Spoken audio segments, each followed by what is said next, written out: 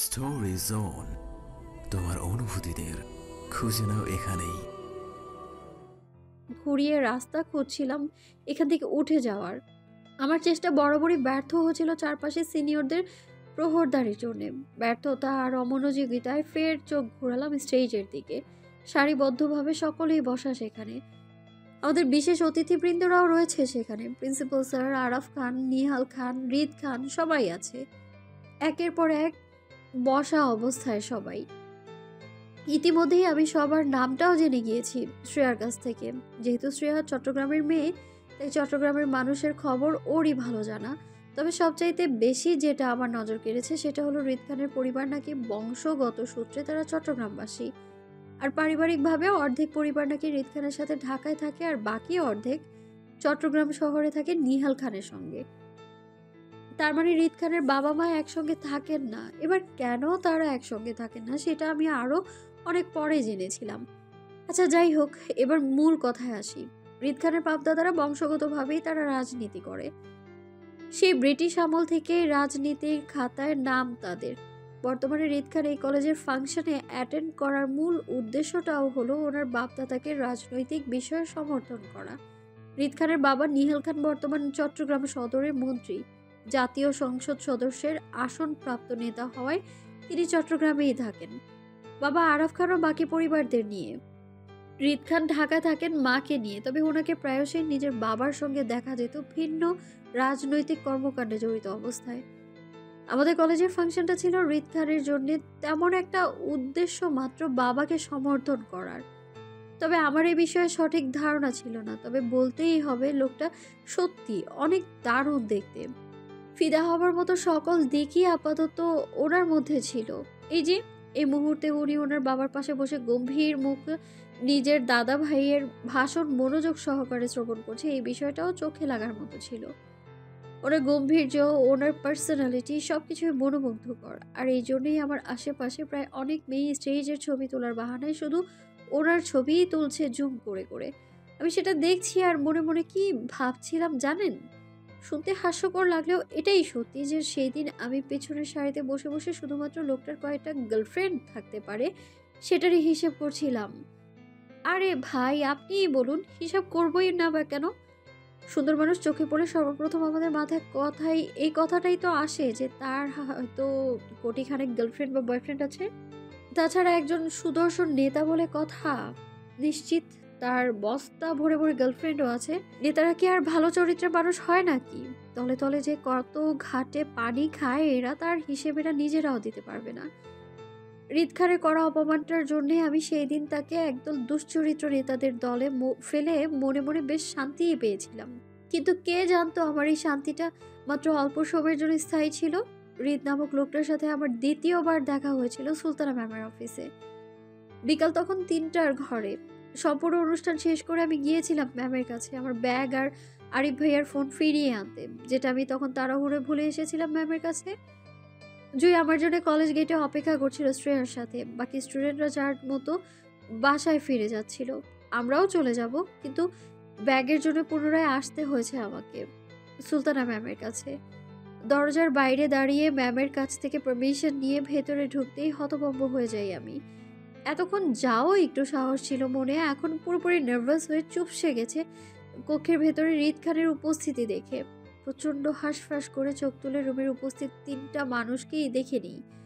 রিদ খান ল্যাপটপের সম্মুখে বসে কিছু একটা দেখছেন, আর ওনার পাশে দাঁড়িয়ে থাকা লোকটা রিদ খানকে ল্যাপটপের স্ক্রিনে কিছু একটা দেখতে সাহায্য করছে বুঝিয়ে বুঝিয়ে বলে। আমি বুঝলাম হয়তো তারা জরুরি কোনো প্রজেক্ট নিয়ে আলোচনা করছে। আমি রুমে ঢুকতেই প্রথমে চোখাচোখি হয়েছিল রিদ খানের সঙ্গে। সেই জন্যই তখনকার অপমানিত চক্ষু লজ্জাটা বেশি লেগেছিল আমার। অতিরিক্ত টেনশন আর নার্ভাসনেসের জন্যে ওনার উপর থেকে দৃষ্টি সরিয়ে ম্যামের দিকে তাকালাম। ম্যাম আমার দিকেই তাকিয়ে আছে কপাল কুঁচকে, হাতে কিছু কাগজপত্র নিয়ে। হয়তো তাড়াহুড়োয় ম্যাম এই কাগজগুলোই গোটাচ্ছে। আমাকে দেখে ম্যাম বলে উঠল, কি চায়? আমি হাঁসফাঁস করে আর চোখে রিদ খানের দিকে তাকাতে চাইলাম। দেখলাম উনি এক পলক আমাকে দেখে পুনরায় নিজের কাজে মনোযোগ হয়েই গেছেন ইতিমধ্যে। তার মানে আমার থেকে আপাতত ওনার কোনো মনোযোগ নেই। আমি অস্বস্তিতে হাঁসফাঁস করে ইতস্তত গলায় ম্যামকে বললাম, ম্যাম আমার ব্যাগ আর ফোনটা চাই। ও, তোমার ব্যাগ আর ফোন আমি টিচার্স রুমে রেখে এসেছিলাম তখন। তুমি অফিস সহকারী সাজিদকে বলো আমার কথা, সে তোমার ব্যাগপত্র দিয়ে দিবে, যাও। জি ম্যাম। জড়তা মাথা নাড়িয়ে ম্যামকে সম্মতি দিয়ে আর কোনো দিকে না তাকিয়ে চলে যেতে চাইলাম। চুপিসারে সোজা ঘুরে বের হতে চাইলে তখনই শুনলাম হৃদ খানের গম্ভীর গলা। আপনি খেয়েছেন? কিছুটা চমকেই পেছনে ফিরলাম। হৃদ খান নামক একজন অপরিচিত মানুষ আমার খাওয়া দাওয়ার কথা জিজ্ঞেস করছে। বিষয়টা আমার কাছে বেশ অবাক করা ছিল। তাই পিছন ঘোরার সাথে সাথে হৃদ খানের উদ্দেশ্য মিহি স্বরে বলে ফেললাম, না স্যার। আমার উত্তরের সাথে সাথে তৎক্ষণাৎ আরও একটি উত্তর আসলো আমার কানে। পাশ থেকে হৃদ খানের কথার উত্তর দিয়ে সুলতানা ম্যাম বলল, না স্যার, খাবো একটু পর। বুঝলাম ভুল জায়গায় ভুল কথা বলে ফেলেছি আমি। আপনি খেয়েছেন? সমাদরের কথাটা হৃদ খান আমাকে নয় বরং সুলতানা ম্যামকে জিজ্ঞেস করেছিল। আমি মাঝ থেকে ভিন দাওয়াতি মেহমান হয়ে গেলাম তাদের মধ্যে। না বুঝে অন্যের কথার উত্তর দিয়ে নিজেই লজ্জিত হলাম। উফ, কি লজ্জা! আসলে বিভ্রান্তিকর লজ্জাজনক পরিস্থিতি কাকে বলে সেদিন আমি হাড়ে হাড়ে টের পেয়েছিলাম হৃদ খানের সামনে। আজও আমার সেদিনের লজ্জাজনক পরিস্থিতির কথাটা মনে হলে হাত পা ছড়িয়ে কাটা করতে ইচ্ছে করে। উফ, কি লজ্জাটাই না পেয়েছিলাম আমি সেই দিন।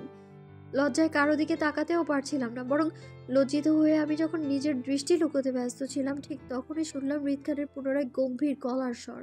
তিনি ম্যামকে বললেন, ওকে, আপাতত আপনার এখানের কাজ শেষ ম্যাডাম, যান আপনি গিয়ে খেয়ে আসুন, বাকিটা আসিফ দেখে নেবে। হৃদ খানের কথায় সুলতানা ম্যাম আপত্তি করে বলতে চাইল। জি স্যার, যাচ্ছি, কিন্তু আপনার। ম্যামকে বলতে তিনি পুনরায় বলল, আপনি এখন আসতে পারেন ম্যাডাম। ওনার অবাধ্য গলায় আমি চমকে উঠে চোখ তুলে তাকাতেই চোখাচোখি হলো দুজনের। তার মানে এতক্ষণ যাবৎ উনি আমার দিকে তাকিয়ে কথাগুলো ম্যামকে বলছিল।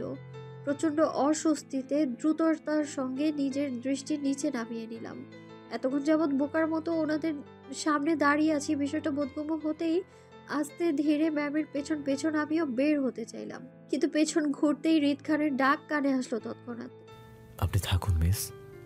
আমি এবার আর বোকার মতো দাঁড়ালাম না। ভাবলাম এই কথাগুলো মনে হয় সুলতানা ম্যামকেই বলেছেন তিনি। তাই ভালোই ভালোই চলে আসতে চাইলে হৃদ খানের শক্ত গলার ধমকে মুহূর্তে কেঁপে উঠলাম আমি। এই মেয়ে, এই, তোমাকে থাকতে বলছি না আমি?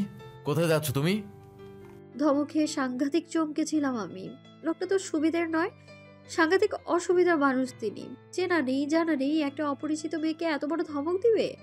আল্লাহ! সকালে প্রিন্সিপাল স্যারের রুমে অপমান করলো, এখন আবার শাসাচ্ছে। কিন্তু কেন? কি দোষ করেছি আমি? নাকি আমরা পূর্ব পরিচিত? কই, আমার তো কিছুই মনে পড়ছে না। জীবনে কখনো এই ব্যক্তির সাথে আমার দেখা হয়েছে বলে তো মনে পড়ছে না আমার। লোকটার ধমকে আরো সিটিয়ে গেলাম আমি। বুকের ভেতর ভয় নামক হৃৎপিণ্ডটা কেমন ধূপধাপ করে সারা শরীরে লাফালাফি করে জানান দিচ্ছিল যে সে যে কোনো সময় কাঁপতে কাঁপতে আমায় অজ্ঞান করে দিবে সেটা। অতিরিক্ত ভয়ে যেমন মানুষের দিশেহারা অবস্থা হয়, আমার অবস্থাটাও ঠিক তেমনই ছিল। অতিরিক্ত ভয়ের কারণে মুখ দিয়ে তেমন কোনো কথাও বের হচ্ছিল না। হাত পা ঠান্ডা অনুভব করছিলাম। গলা দিয়ে তেমন কথা বলার জোর পাচ্ছিলাম না নার্ভাসনেসের জন্যে। তারপরেও নিভে যাওয়া গলায় একটু করে পিছন ঘুরে বলেছিলাম, জি আমাকে? তৎক্ষণাৎ শক্ত গলায় উত্তর আসলো ওনার। ইয়েস, কাম কাম হিয়ার, এদিকে আসো।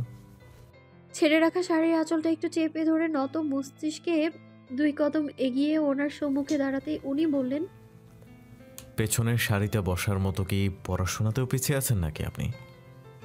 চমকে উঠে লোকটার দিকে তাকালাম ভাসা ভাসা চোখে। শুধু চমকিয়েছি বললে ভুল হবে, ভীষণভাবে হতবাক হয়েছিলাম যে এত মানুষের ভিড়ে কি লোকটা আমায় লক্ষ্য করেছিল যে আমি কোথায় বসেছিলাম। দেখতে পেয়েছিলাম আমি পেছনের সারিতে বসেছিলাম সেটা। অবশ্যই দেখতে পেয়েছেন, না দেখতে পেলে এই মুহূর্তে কি করে আমায় খোঁচা দিত আমার পেছনে বসা নিয়ে। আমার হতবাক চেহারার দিকে তাকিয়ে উনি ফের প্রশ্ন করেন আমায়। Miss or Mrs? ওনার কথার মানে বুঝতে না পেরে অবুঝ গলায় বললাম, married or unmarried? G unmarried. মানে সিঙ্গেল? ওনার কুচকানো কপালের দিকে তাকিয়ে বুঝলাম আমার কথাটা ওনার মন মতো হয়নি। হয়তো অন্য কোনো উত্তরের প্রত্যাশা করছিল এমনটাই ভাবে। আমি ওনার দৃষ্টিতে মাথা নাড়িয়ে সম্মতি দিয়ে জানাই, আমার কথায় উনি চেয়ার ছেড়ে উঠে দাঁড়ালেন, পাশের লোকটাকে ডিঙিয়ে আমার সম্মুখে এসে দাঁড়ালেন টেবিলের সঙ্গে ঠেস দিয়ে। আক্রোশে হেয়ালি গলায় বলে, আজকাল বিবাহিত অবিবাহিত মেয়েদের চেনার উপায় নাই, সবাইকে দেখতে না একই রকম লাগে। এই জন্য আজকালকার মেয়েগুলো সহজে মিথ্যা বলে নিজেদের সিঙ্গেল দাবি করতে পারে, তাই না? আচ্ছা যাই হোক, বাদ দিন সেসব কথা। আপনি নিশ্চয়ই অবিবাহিত সিঙ্গেল নারী হবেন, আর আমাকে সত্যি বলছেন এটাও আমি বিশ্বাস করি।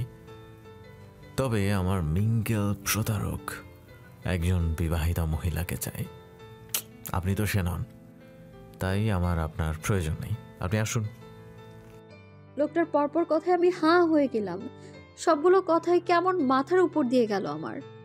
ছেলেরা অবিবাহিত সিঙ্গেল মেয়ে খুঁজে নিজের জন্য, আর এই লোক বিবাহিত মিঙ্গেল মহিলা খুঁজছে নিজের পরকীয়া করার জন্যে।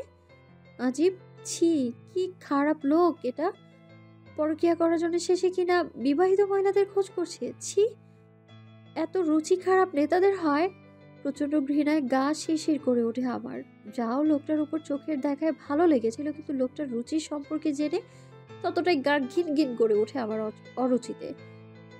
লোকটার চরিত্রের খারাপ এই কথাটা সর্বপ্রথম আমার মস্তিষ্কে সেদিন ঢুকেছিল রিদ খানের বিরুদ্ধে। হওয়ার কথাই ছিল, আমার জীবনটা কোনো নাটক বা সিনেমার কাহিনী ছিল না যে নায়িকাদের মতো নাটক করে ভরিতা করে সবকিছু উড়িয়ে দেব। বরং আমি ওনার কথাগুলো বাস্তব ভিত্তিতে নিয়েছিলাম। হঠাৎ দেখা হওয়া রিদ খানের পরপর কথাগুলো আমার কাছে বেশ অন্যরকম লেগেছিল। বাস্তবে আমাদের সাথে কোনো পুরুষ যদি হঠাৎ দেখায় এমনভাবে কথা বলে, তাহলে আমরা তার সম্পর্কে ঠিক দুটো ধারণা করি। এক, হয়তো সামনে লোকটা পাগল, নয়তো তার ক্যারেক্টারের সমস্যা আছে। আমার ক্ষেত্রেও তাই হয়েছিল। রিদ খানকে পাগল বলার তো প্রশ্নই ওঠে না, কারণ রিদ খানকে অত্যন্ত ঠান্ডা মাথায় সবকিছু হ্যান্ডেল করতে দেখেছিলাম আমি। তাই দ্বিতীয় কারণটাই আমার মস্তিষ্কে গেঁথে গিয়েছিল রিদ খানকে নিয়ে। আমি যখন রিদ খানের ক্যারেক্টার নিয়ে চিন্তা ভাবনায় বিভোর ছিলাম, ঠিক তখনই আমার ধ্যান ভাঙে আবারও ওনার প্রশ্নে। নাম কি? লোকটার হঠাৎ প্রশ্নে আবারও অবাক হয়েছিলাম, কারণ ওনার সামনেই তো সকালে ওনার দাদা ভাইকে আমি আমার নামটা বলেছিলাম। তখন কি উনি শুনতে পাননি আমার নামটা, নাকি শুনেও এখন নাটক করছেন আমার সাথে? জি, আমার। আপনার কি মনে হয় আমার নাম আপনার কাছে জানতে চাইবো? লোকটা তেরামি কথায় বুঝলাম রিদ খান মোটেও সহজ মানুষ নয়। আমার মতো অপরিচিত মানুষের সাথে যদি এতটা তেরামি করতে পারে, তাহলে পরিচিত মানুষদের সাথে এই লোকটা কতটা তেরামি করে আল্লাহ জানে। এত তেরামি করার জন্য এই লোকের একটা গার্লফ্রেন্ডও ঠিক আছে কিনা কে জানে। তাছাড়া আমার মনে হচ্ছে লোকটা আমার নাম জেনেও তেরামো করছে, আমার কাছ থেকে পুনরায় জিজ্ঞেস করছে। এই জন্য আমিও রিদ খানকে পরীক্ষা করার জন্য মিথ্যে একটা নাম বলে ফেলি চট করি, ইসরাত জাহান। নামটা বলে ভয় ভয় নিয়ে তাকালাম ওনার দিকে। যদি মিথ্যা নাম বলার অপরাধে আবারও ধমক দেয় সেই ভয়ে। কিন্তু না, লোকটা তেমন কিছুই করলো না, বরং স্বাভাবিক দৃষ্টিতে আমার দিকে তাকিয়ে থাকলো কিছুক্ষণ, যেন উনি কোনো কারণে হতাশ হলেন আমার এই উত্তরে। ওনার হতাশ হওয়া ফেসটা দেখে বুঝলাম উনি সত্যি সত্যি আমার সকালে বলা নামটা শুনেননি। হয়তো কাজের মাঝে ছিল বলে আমার নামটা লক্ষ্যই করেননি তখন। এই জন্যই হয়তো পুনরায় আমার কাছে নামটা শুনতে শিওর হতে চেয়েছিলেন কোনো কিছু নিয়ে। কিন্তু আমি ওনাকে পরীক্ষা করতে গিয়ে ভুল নাম বলে ফেললাম। এখন সত্যিকারের নামটা বললে নিশ্চয়ই উনি আমায় মিথ্যেবাদী বলে মনে করবেন। এই জন্য চুপ করে গেলাম নিজের নামটা ওনাকে আর না বলে। নামটা সুন্দর, তবে আমার পছন্দ না। আউট। আবারও অপমান। লোকটার কি আর কোনো কাজ নেই? যখন তখন আউট আউট বলে অপমান করে আমায়। আমি কি ইচ্ছে করে এখানে ছিলাম নাকি যে উনি উনি তো আমায় একের পর এক প্রশ্ন করে এখানে আটকাচ্ছেন বারবার। মনে মনে অনেকটা চেতে গেলেও মুখে প্রকাশ করলাম না কোনো কিছু, বরং নম্রভাবে মাথা নাড়িয়ে সম্মতি দিয়ে রুম থেকে বের হতে চাইলে ফের শুনলাম রিদ খানের প্রশ্ন সিক্ত গলার স্বর। তিনি আমায় উদ্দেশ্য করে বলছেন, আচ্ছা, ব্রাহ্মণবাড়িয়ার সব মেয়েরাই কি নাকি ভালো মেয়েও পাওয়া যায় ব্রাহ্মণবাড়িয়াতে? ধৈর্য সীমা অতিক্রম করেছিল সেদিন রিদ খান। তারপরই জোর গলায় লোকটাকে কিছু বলতে পারিনি। এমনিতেই লোকটা বারবার ব্রাহ্মণবাড়িয়া সম্পর্কে আজে বাজে কথা বলে আমাদের বদনাম রটাচ্ছে। এখন আমি যদি উল্টাপাল্টা উত্তর দিতাম, তাহলে লোকটা নিশ্চিত আমায় আঙুল দিয়ে দেখিয়ে দিত, বলতো এই তো তুমি ব্রাহ্মণবাড়িয়ার বেয়াদব ঝগড়াটে মেয়ে। শুধু নিজের মাতৃভূমির বদনাম হবে বলে রাগ চেপে হনহন করে বেরিয়ে পড়েছিলাম লোকটার সামনে থেকে। নয়তো লোকটা যা তা বলে আমায় আরো অপমান করতো সেখানে থাকলে। হ্যালো ডিয়ার লিসেনার্স, আপনারা শুনছেন স্টোরিজ অন প্রেজেন্স ধারাবাহিক পর্ব গল্প। আমাদের সামগ্রিক প্রচেষ্টাকে উৎসাহিত করতে লাইক এন্ড কমেন্ট করতে ভুলবেন না। Thank you. হাতে প্রেম চিঠি নিয়ে হাঁটছি, সাথে ফ্রিতে 2টো লাল গোলাপও আছে। এগুলো কিছুক্ষণ আগে আমাদের কোচিং এর এক সিনিয়র ভাই দিয়েছে। সে বরাবরই আমায় প্রেম নিবেদন করে যাচ্ছিল বিগত 1 মাস ধরে। আমি তার ডাকে সাড়া দিইনি কখনো। সাড়া না দেওয়ার পেছনে যথেষ্ট কারণও ছিল। আমি বিবাহিত মেয়ে, আর বিবাহিত মেয়েদের যেমন প্রেম ভালোবাসা মানায় না, ঠিক তেমনই মানায় না তাদের হাতে প্রেমপত্র। কিন্তু এই কথাটা কিভাবে বুঝাবো গর্দভ ছেলেদেরকে? বিগত 1 মাস ধরেই কোচিং এর ভাইয়াটা আমাকে এটা সেটা বলে জ্বালাতো। উম, কিন্তু আজ তো সরাসরি ফুল আর চিঠি দিয়ে বসলো এক সিনিয়র আপুকে দিয়ে। আমি প্রথমে নিইনি, পরে আমার অনুপস্থিতিতে এইসব আমার ব্যাগে রেখে গেছে সেটা আমি মাত্রই ব্যাগ খুলে বুঝতে পারলাম। সকালে কোচিং ক্লাস শেষ করে কলেজে যাওয়ার পথে আইসক্রিম খেতে ব্যাগ থেকে টাকা বের করতে গিয়েই চিঠি আর ফুলগুলো পেলাম। সেই থেকে এইগুলো আমার হাতে। আর জুই, সে তো এক ঝুলি প্রশ্ন খুলে বসে আছে আমার সম্মুখে, 2 হাতে আইসক্রিম নিয়ে। হাতের চিঠি আর ফুলের দিকে তাকিয়ে হতাশার দীর্ঘশ্বাস ফেলে কাঁধে কলেজ ব্যাগটা চাপালাম। অন্য খালি হাতটা দিয়ে দোকানের বিল পরিশোধ করে চট করে জুই থেকে কোন আইসক্রিমটা নিয়ে নিলাম। বিনা বাক্য ব্যয়ে সামনের দিকে ঘুরে জুইও দ্রুততার সাথে পা চালায় আমার সাথে। আমি এক হাতে ফুল আর চিঠি নিয়ে আইসক্রিমের প্যাকেট ছিঁড়ে মুখে আইসক্রিম তুলতে পাশ থেকে ক্ষিপ্ত হলো জুই নিজের করার প্রশ্নের উত্তর না পেয়ে। চেতন গলায় বলল, অসভ্য মায়া, বলবি কিছু? তোরে এইসব কে দিয়েছে? তুই কি লুকিয়ে প্রেম করছিস? জুয়ের কথায় রাগ হলো না, বরং হতাশায় বুক ভার হলো আরো। অনেক ইচ্ছে ছিল কলেজে উঠে লুকিয়ে একটা প্রেম করব, কিন্তু আমার স্বপ্নে মাটি চাপা পড়ে গেল আধার রাতের হঠাৎ বিয়েতে। হয়তো আমার বিয়ে না হলে আজ এই চিঠি আর গোলাপ ফুল পেয়ে চিন্তা ভাবনা করতাম সিনিয়র ভাইয়ার সাথে প্রেম করব কিনা। কিন্তু হায় আমার অসহায়ত্ব, নাম ধাম কিচ্ছু জানি না এমন এক ব্যক্তির সঙ্গে আমার বিয়ে হলো। তার জন্য আমার কাছে দুনিয়ার সকল পুরুষই হারাম হয়ে আছে, অথচ হালাল পুরুষের চেহারাটা অবধি মনে নেই আমার। গায়ে কলেজের সাদা ড্রেস, রাস্তার ফুটপাথ ধরে হাঁটতে হাঁটতে হাতের ফুল আর চিঠির দিকে তাকিয়ে হতাশ গলায় জুয়ের প্রশ্নের উত্তর দিয়ে বললাম, প্রেম করার ভাগ্য আমার নেই। আমার জন্য প্রেমটা হারাম হয়ে গেছে এক অচেনা হালাল পুরুষের জন্য।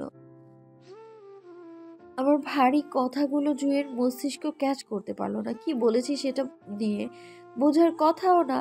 আমার হঠাৎ বিয়েটা সে আজও লুকায়িত আছে জুয়ের কাছ থেকে, তাই ও বুঝবে কি আমি কি বলেছি। কি বলছিস আবলতা বল, ঠিক করে বল। এসব কে দিয়েছে? সত্যি করে বলবি ঋতু, তুই কি প্রেম করছিস কারোর সাথে? না। তাহলে? আর কথা ঘুরলাম না, সোজা সাপটা উত্তর দিয়ে হাঁটতে হাঁটতে বললাম, রিফাত ভাই দিয়েছে এসব, আমি নিতে চাইনি।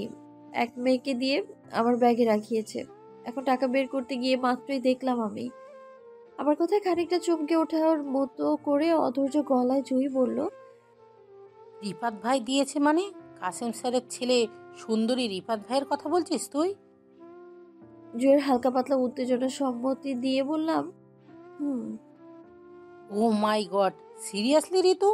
কোচিং সেন্টারের সবচেয়ে হ্যান্ডসাম রিফাত ভাই তোকে পছন্দ করে? রিয়েলি? ঋতু, তুই কি ওনার প্রপোজাল একসেপ্ট করবি? দায় সারা উত্তরে বললাম, না। কেন? এমনি ওনাকে পছন্দ না তাই। কি বলিস? এত সুন্দর ছেলেকে তুই না করেছিস কেন?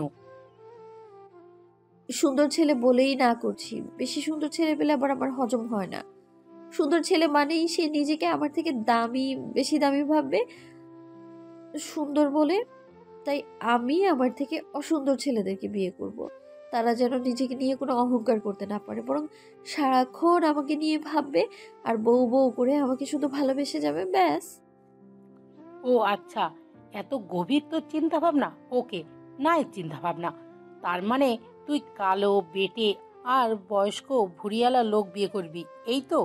সুন্দরী বউ বলে যে তোকে সারাক্ষণ আদর করবে, এমনটাই তো তোর চাওয়া, তাই না? যা, অতি শীঘ্রই পেয়ে যাবি। তোর বয়স্ক ভুঁড়িওয়ালা কালো বেটে করে জামাইটারে দোয়া দিলাম। জুয়ের কথায় নাক মুখ কুচকে তাকাই আমি। বেটা সব সময় 2 লাইন বেশি বুঝে কথা বলে। এই মাইয়া আমার দোয়া দিছে নাকি বদদোয়া? রাগে ওর দিকে তাকিয়ে কটমট করে বলি, এই তোরে বলছি আমি বেটে বয়স্ক বুড়া লোক বিয়ে করব? তুই জানোস আমার জামাই কত লম্বা? আমি তার কাঁধের সমান, হয়তো এত লম্বা সে। আর তার প্রশস্ত বডি। আসছে আমার জামাইরে বুড়িওয়ালা বলতে। হ্যাঁ, আমার জামাই ভুড়ি বলতে কিচ্ছু নাই। সো নিজে চিন্তা কর, তোর বদদোয়া আবার তোর উপরই না পড়ে যায়। খবিস মাইয়া, আমার এত বড় জামাইরে বেটে বলতে আসছিস? শালি ফাজিল, যা তুই।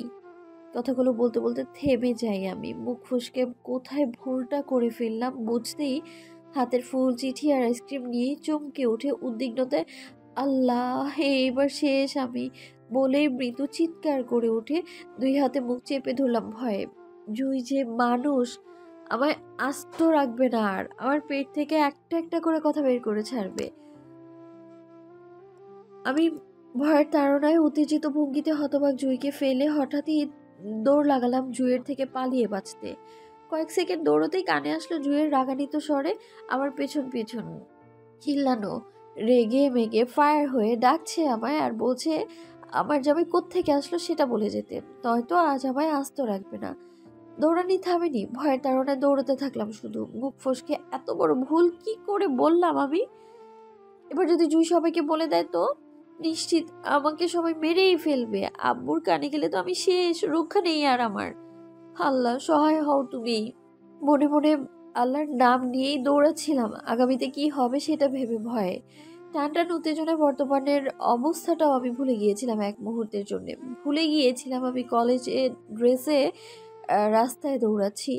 আসলে মানুষের মনে যখন ভয় বাসা বাঁধে তখন তার মস্তিষ্ক নাকি অচল হয়ে যায়। আমার ক্ষেত্রেও তাই হলো। ভয় এতটাই ছিল যে বর্তমান অবস্থানের কথাটা ভুলে হুমড়ি খেয়ে পড়লাম কারো গায়ে। আবার হঠাৎ ধাক্কায় লোকটাও খেয়ে হারিয়ে গড়াগড়ি করে দুজন চিৎপটাং রাস্তায় পড়লাম। বলতে গেলে ফ্রিতে ছোটখাটো একটা বাংলা সিনেমার সিন হয়ে গেল। আমি নিচে আর সে উপরে। আহা কি দৃশ্য! তবে আমার কাছে বেশ রোমান্টিক না হলেও সামনের মানুষটা রেগে যাওয়ার মতো যথেষ্ট মজাদার ছিল সিনটা। হয়েছিল তাই। লোকটা আমার উপর রেগে মেগে ফায়ার হয়ে গিয়েছিল, হুমকি ধামকি সব কিছু দিয়ে বসেছিল, তবে সেটা চাপা স্বরে। পাবলিক প্লেস বলে সেই যাত্রা বেঁচে গিয়েছিলাম আমি আর কি। আমার স্টুপিড কাণ্ডগুলা, আচ্ছা যাই হোক, এবার আসি মূল কথায়। জুয়ের ভাই তখন উত্তেজিত ভঙ্গিতে দৌড়াতে দৌড়াতে গুটি কয়েক মিনিটের মধ্যেই হঠাৎ করে সেই লোকের সাথে ধাক্কা খেয়ে বসি। আসলে ধাক্কা বলে ভুল হবে, আমি দৌড়াতে দৌড়াতে লোকটার পিঠের উপর পড়ে যাই, যার জন্য লোকটার গায়ে তৎক্ষণাৎ লেপটে যায় আমার অর্ধ খাওয়া আইসক্রিমটা। এতটুকুতে আমার সিন শেষ হয়নি, তারপর যেটা হয়েছিল সেটা আরো করুণ দশা। লোকটার পিঠে ধাক্কা লেগে পড়তে গিয়ে নিজেকে বাঁচাতে তৎক্ষণাৎ শক্ত মুঠোয় পেছন থেকে লোকটার কলার আঁকড়ে ধরতে চাইলে ঘটে হিতে বিপরীত ঘটনা। লোকটার পিছনে কাপড়টা ছিঁড়ে ফুঁড়ে লোকটাকে সহ ঠাস করে রাস্তায় গড়াগড়ি করে পড়ে গেলাম। তখনই নিচে পড়ে কুইনে আর কোমরে ব্যথা পেয়ে মা গো বলে মৃদু চিৎকার করে পাশে তাকাতেই দেখলাম একটা দামি আইফোন আমার হাতের কাছে রাস্তায় পড়ে গড়াগড়ি খাচ্ছে। মোবাইলের ডিসপ্লের যা অবস্থা, এই ফোন ইহকালে আর ঠিক হবে বলে আমার মনে হচ্ছে না। ছোট মাথায় তখনই প্রশ্ন আসলো, এত দামি ফোন কে এভাবে ভেঙে রাস্তায় ফেলে গেল? ইস, ফোনটা দেখতে কি নতুন! এত ভালো ফোন কেউ ভাঙে? এই ফোনের মালিক নিশ্চিত উগ্রবাদী পাষাণ বড়লোক হবে। টাকার গরমের রাস্তায় এত দামি ফোন ভেঙে ফেলে চলে গিয়েছে। এই জাতি সভ্য হবার নয়। এক মুহূর্তের জন্য নিজের ব্যথা ভুলে ফোনের দিকে তাকিয়ে আনমনে বলে উঠলাম, আরে এত দামি আইফোনটা কোন পাষাণ ভাঙছে আল্লাহই জানে। মানুষ বড়লোক হলে যা হয় আর কি, টাকার দাম নাই এদের কাছে। এসব জাতির টাকা পয়সা দখল করে সরকার যে কেন বাংলাদেশ বর্ডার পার করে দেয় না আল্লাহই জানে। রোহিঙ্গা হয়ে পরের দেশে ঘুরলে তখন বুঝবে টাকার মায়া কি। কথাটা বলে হাত বাড়িয়ে ফোনটা তুলতে গেলেই বুঝলাম আমার হাতটা কোথাও আটকে আছে। আর নাড়াতে গিয়ে রাস্তায় ঘষা লাগতেই ব্যথায় আহ করে উপরের দিকে তাকাতেই আটকে উঠলাম মুহূর্তেই। আল্লাহ গো, শেষ আমি। এতক্ষণ যাবৎ ভুলে যাওয়া ঘটনাগুলো একে একে মনে পড়লো আমার। মনে পড়লো আমি কাউকে নিয়ে রাস্তায় পড়েছিলাম। ভয়ে আতঙ্কে ছিটিয়ে গিয়ে লোকটার মুখ, শক্ত মুখ পান এক পলক দেখে মুহূর্তে ঘাড় ঘুরিয়ে তাকালাম ভাঙা ফোনটার দিকে। হা, যা বোঝার তখনই বুঝে গেলাম আমি। এই ফোন ভাঙার আসামি অন্য কেউ না, আমি নিজেই। তখন আমার ধাক্কায় হঠাৎ লোকটার ফোন কান থেকে নিচে পড়ে গিয়েছে আর ভেঙে গিয়েছে। নিজের ভুলে এবার এবার বেশ জোরে সোরে কান্না পেল ভয়ে। এত দামি ফোন ভেঙে কি যে করব ভেবে না পেয়ে এক মুহূর্তের জন্য ইচ্ছে হলো হাত পা ছড়িয়ে রাস্তায় বসে কান্না করি। বহু কষ্টে নিজে কান্না আটকে রেখে আইফোন থেকে দৃষ্টি সরিয়ে আবারও মাথা তুলে অপরাধী চোখে লোকটার দিকে তাকাতেই আতঙ্কে চমকে উঠলাম ক্রোধিত ওই রক্তিম চোখ জোড়া দেখে। তখন এবার খেয়াল হলো, আরে লোকটা তো আমার পরিচিত। সর্বনাশ! ফোন ভাঙার জন্য আর কোনো মানুষ পেলাম না আমি। সোজা কলেজের ভিপির ছেলে রিদ খানের ফোনটাই ভাঙতে হলো আমায়। শেষ রে, আমি শেষ। আতঙ্কে যখন বুক ঠক ঠক করে কাঁপছিল, ঠিক তখনই আমার ভয়টা আরো বাড়িয়ে দিল রিদ খানের চাপা গর্জন। What the hell! আমার উপর থেকে উঠে গিয়ে দাঁড়াতে গিয়ে যখন ওনার পাঞ্জাবিতে টান খেলো, তখনই চাপা গর্জনে এই কথাটা বলে উনি। উনি তখনও আমার দিকে ঝুঁকে আছে, কারণ ওনার পাঞ্জাবির একাংশ ছিঁড়ে আমার হাতের মুঠোয়। আমি আতঙ্কিত চোখে ওনার দৃষ্টি অনুসরণ করে আমার হাতের দিকে তাকাতেই বুঝলাম ওনার গর্জন ছাড়ার কারণটা। অসহায়ত্ব আর বুক ধরফরে এবার সত্যি সত্যি আমার হাত ছড়িয়ে ছিটিয়ে ভ্যা ভ্যা করে কাঁদতে ইচ্ছে করলো। অবশেষে নিজেকে দমিয়ে রাখতে পারলাম না আর। রাস্তায় ওই অবস্থায় শুয়ে থেকে দুই হাতে মুখ ঢেকে অতিরিক্ত ভয়ে কেঁদে উঠলাম আমি। লোকটার ফোনটা ভেঙে কান্না আটকাতে পারলেও যখন দেখলাম লোকটার পিঠের কলার থেকে কোমর অবধি সাদা পাঞ্জাবিটা ছিঁড়ে আমার হাতে ধরে আছি, তখন কি আর কান্না থামানো যায়? এত বড় ভুল, ভুল নয়, ঘোর অপরাধ। এত বড় অপরাধ করেও কি স্বাভাবিক থাকা যায়? যায় না তো। আমার তো এই মুহূর্তে ইচ্ছে করছে কাঁদতে কাঁদতে একটা সাগর বানিয়ে ফেলি। সেই সাগরের পানিতে হৃদ নামক লোকটাকে ভাসিয়ে দূরে কোথাও পাঠিয়ে দিই, যেন আমি বেঁচে যেতে পারি। আমার কান্নার মধ্যে লোকটা উঠে দাঁড়ালো। আমি তখনও কেঁদেই যাচ্ছিলাম, তবে আঙুলের ফাঁক দিয়ে লোকটাকে দেখছিলাম কি করে সে।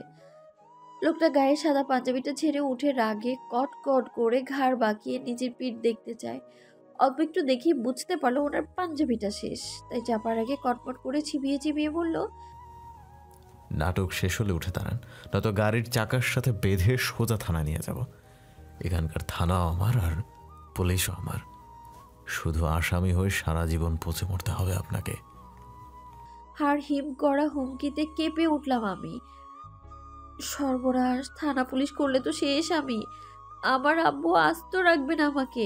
এই ভেবে তৎক্ষণাৎ উঠে বসলাম ভেজা চোখে। আস্তে ধীরে উঠে দাঁড়ালাম অপরাধীর মতো মাথা নত করে। কান্না ভাঙা গলায় মিনমিন করে বললাম, সরি স্যার, ভুল হয়ে গেছে, মাফ করে দিন। ওনার উত্তর না পেয়ে অপরাধীর চোখ তুলে তাকাতেই চোখাচোখি হলো দুজনের। উনি কেমন কপাল কুঁচকে তাকিয়ে আছে আমার দিকে। দৃষ্টিতে শীতলতা নেই, খানিকটা রাগ আছে, তবে বেশটা বিরক্তির প্রকাশ। আমি ভয়ে কাঁচুমাচু করে এই দিক সেদিক তাকিয়ে আবারও পালাবার রাস্তা খুঁজছিলাম। তখনই আমার পায়ের কাছে কিছুর আভাস পেয়ে নিচে তাকাতেই দেখলাম রিদ খান ঝুঁকে রাস্তা থেকে কিছু একটা তুলছে। প্রথমে ভাবলাম হয়তো আমার বইয়ের ব্যাগ তুলে দেবে, কিন্তু না। উনি আমার ধারণা মিথ্যে করে যখন আমার পায়ের কাছ থেকে রিফাত ভাইয়ের দেয়া প্রেম চিঠি আর গোলাপ ফুলটা তুলে নিজের হাতে তুলে নিলেন, তখনই ভয়ে চমকে উঠলাম আমি। আল্লাহ, উনি আমার চিঠি হাতে নিচ্ছেন কেন? লজ্জায় অস্বস্তি বোধ করতেই উনি উঠে দাঁড়ায় চিঠি আর ফুল নিয়ে। উল্টে পাল্টে চিঠির খামটা আর গোলাপ দুটো দেখে আমার দিকে তাকিয়ে কপাল কুঁচকে প্রশ্ন করে, লাভ লেটার? আমি অস্বস্তিতে আছে পড়লাম বারবার। কিছু বলার মতো গলা দিয়ে কথাও বের হচ্ছিল না, গলা কাঁপছিল ভীষণ। হঠাৎ করে বড্ড পানির তৃষ্ণা অনুভব করলাম। বুঝলাম আমি ওনাকে ভয় থেকে ভীষণ লজ্জা পাচ্ছি। তাই হুট করে হাত বাড়িয়ে ছু মেরে ওনার হাত থেকে চিঠিটা নিতে চাইলেও নিতে পারলাম না আর, কারণ উনি আমার থেকে আরো এক ধাপ এগিয়ে। তৎক্ষণাৎ চিঠিটা আমার মাথার উপরে তুলে ফেললেন। আমি অস্বস্তি বোধ করে জড়ানো গলায় হাঁসফাঁস করে বললাম, এটা দিন আমায়। কেন? ওটা আমার ছিল। আমার ছিল বলতে এখন নেই। ছিল শব্দটা অতীতে চলে গেছে। বর্তমানের এটা আমার। আমি যেহেতু রাস্তা থেকে কুড়িয়ে পেয়েছি, তাই এটা আমার। হ্যালো ডিয়ার লিসেনার্স, আপনারা শুনছেন স্টোরিজ অন প্রেজেন্স ধারাবাহিক পর্ব গল্প। আমাদের সামগ্রিক প্রচেষ্টাকে উৎসাহিত করতে লাইক অ্যান্ড কমেন্ট করতে ভুলবেন না। Thank you.